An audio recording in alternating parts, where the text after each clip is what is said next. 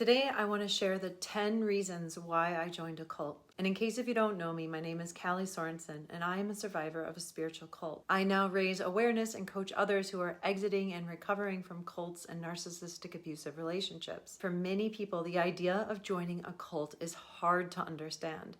We often think of cults as something that only happens to other people, the weak-minded, the uneducated, or the severely traumatized. But the truth is, cults can be incredibly sophisticated these days and really hard to detect. And anyone can fall victim to their subtle manipulation and persuasion tactics. I love what Mark Vicente, who was a survivor of the Nixium cult, shared in the documentary The Vow. He said, "No one joins a cult. They join a good thing." This was my experience as well. I truly thought I was joining a group that was here to help humanity and that would help my own self-development. Yet in the end, I found out it was doing the exact opposite. So I want to begin to share my story to help others know that they are not alone in this experience and to educate the public about the reasons why people might unknowingly join a cult and hopefully prevent others from joining these destructive communities. So here are the 10 reasons why I accidentally joined a cult. Number 1, I had just gone through a difficult and painful experience in my previous relationship. The toxic nature of that relationship before joining the cult left me feeling broken. My ex-boyfriend was not able to be with emotions, which left me feeling wrong for having them. Additionally, I had not learned how to communicate and stand up for my feelings and needs in that relationship. I was looking for a way to heal and move on from my past, and the cult presented itself as that solution to my emotional pain and confusion. Number 2, my friend raved about the group to me.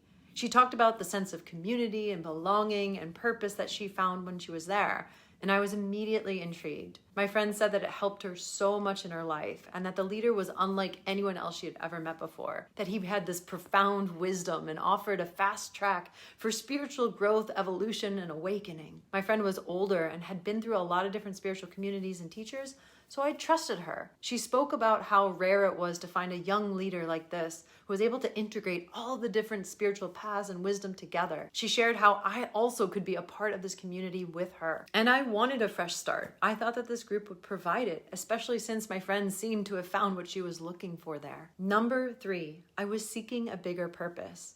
I've always had this feeling growing up that I was here for something big, and the help that I was doing on my own just wasn't enough. I had traveled the world volunteering. Despite this, I still felt like there was something more I could be doing. I wanted to help the world on a bigger scale. The cult claimed to have a mission to awaken humanity, which seemed to be the answer that I was looking for. Number 4, the leader of the group was incredibly charismatic and confident. I was attracted to their confidence and conviction, and I desired to develop that trait within myself. I believe that in many cases we tend to look for mentors or guides or teachers that represent the qualities we wish to embody. And in my case, I was attracted to their confidence, conviction, and their ability to express complex spiritual ideas. At that time, I had difficulty managing my emotions and feelings, and I was impressed by the leader's ability to appear in control of their emotions. However, I wasn't aware that the leader actually had a lack of emotions, a lack of empathy, and was a master in emotional and psychological manipulation. Number 5, I was in search of a sense of community. I had lived a nomadic lifestyle for over a decade, traveling and volunteering across different countries and cultures abroad. And while it was an amazing experience, I felt ready to put down roots in my own home country. The group promised to provide that sense of community and belonging, and I was lured in by the idea of having a stable place to call home for once in my adult life. I was excited to live alongside a new like-minded family who was also part of the same mission to help the world. Number 6, everyone seemed really happy in the group. I think one of the common misconceptions that people have is that people are in cults are brainwashed and they're miserable. But in reality, it can seem like the exact opposite when you're in one. It seemed like a utopia in a sense, with smiling people, everyone agreeing, loving life, meditating. However, I had no idea of just how much spiritual bypassing was going on and what was happening behind the scenes. Number 7, I had just moved to a new city and I was starting a new chapter in my life. And this transition made me extra susceptible because I didn't know anyone. And I spent all of my time with that group, going to meetings, hanging out with other members. With no friends or family in the new city, the group became my main source of socialization. And this made it easier for me to become indoctrinated into the group. Number 8, I was seeking for answers to life's big questions. While traveling the world, I was always curious about the bigger questions in life, such as, why are we here? Why is there so much suffering in the world, and what is the solution? I was searching for the answers to these questions, and this group claimed to have the solutions, the answers, and the pathways to get those answers. Number 9.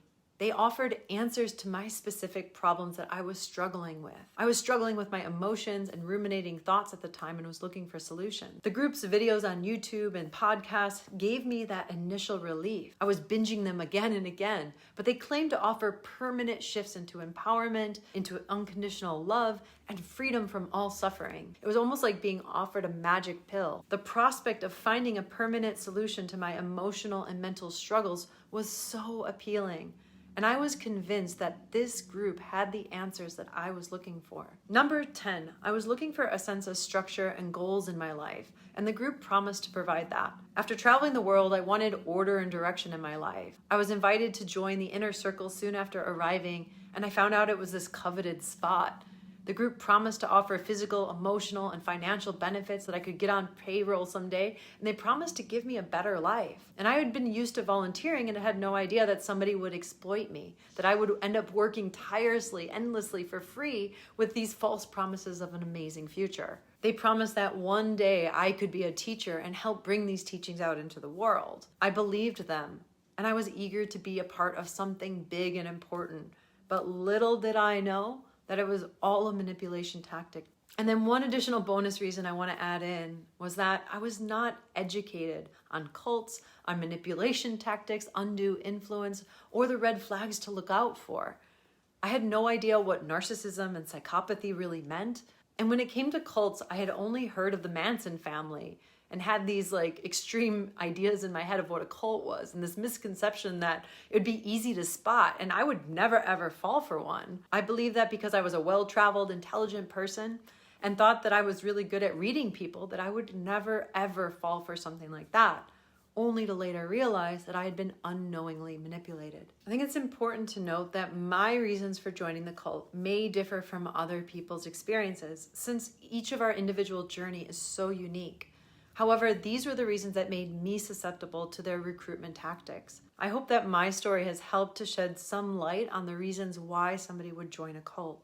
As you can see, it's not because they're crazy or stupid, but because maybe they were looking for something. Cults prey on these universal human needs and the various susceptibilities that all humans have. It's important to remember that these groups are not always easy to spot and can be very sophisticated in their tactics. Some of these cults now operate entirely online and recruit through social media. It's important that we spread education and awareness on cults and coercive control to better detect and prevent these destructive communities. It's my hope that by sharing parts of my story, I can help reduce the shame and judgment that cult survivors often face. It's also my hope that by sharing my story, others will be able to recognize the signs of a cult before they become a victim, and that they will be better equipped to stay empowered in the face of manipulation tactics that these groups can use. Remember, if you or someone you know is involved in a cult, it's important to seek help and support. Healing and recovery is a process, and it can take time. But with the right support, it is possible to move forward and build a new life. So thank you guys so much for watching, and make sure to check out my free resources in the description below. If you were a part of a cult, I would love to hear about your experience and what pulled you to join. Please leave it in the comments below or reach out to me.